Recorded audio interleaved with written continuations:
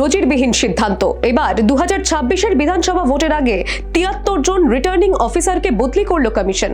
মুখ্য নির্বাচনী আধিকারিকের প্রস্তাব মেনেই এই চিঠি পাঠিয়েছে নির্বাচন কমিশন। এখন উল্লেখযোগ্য বিষয় হলো, এই 73 জন রিটার্নিং অফিসারের মধ্যে নাম রয়েছে পশ্চিমবঙ্গের মুখ্যমন্ত্রী মমতা বন্দ্যোপাধ্যায়ের কেন্দ্র ভবানীপুরেরও।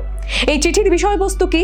এই চিঠিতে বলা হয়েছে, গত 19শে মার্চ এবং 23শে মার্চ মুখ্য নির্বাচনী আধিকারিক যে ইমেল করেছিলেন নির্বাচন কমিশনে, তার উত্তর স্বরূপ এই বদলির নির্দেশ দেওয়া হয়েছে। শুধু তাই নয়, মঙ্গলবার অর্থাৎ 24শে মার্চ বিকেল 5টার মধ্যে এই তালিকায় নাম থাকা সমস্ত রিটার্নিং অফিসারদের পৌঁছে যেতে হবে নির্দিষ্ট গন্তব্যে, যাতে 25শে মার্চ অর্থাৎ বুধবার সকাল 11টা থেকেই তারা তাদের প্রশিক্ষণ পর্বে অংশ নিতে পারেন।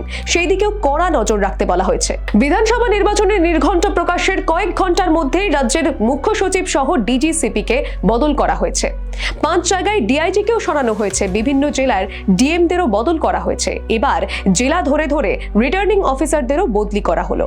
কমিশন সূত্রে খবর, আসন্ন নির্বাচনের আগে আইন শৃঙ্খলা এবং প্রশাসনিক নিরপেক্ষতা বজায় রাখতেই এই ধরনের সিদ্ধান্ত নেওয়া হয়েছে, যাতে ভোট অবাধ এবং শান্তিপূর্ণ হয়। সেই কারণে এই ধরনের পদক্ষেপ নেওয়া জরুরি। Bureau report, the wall news.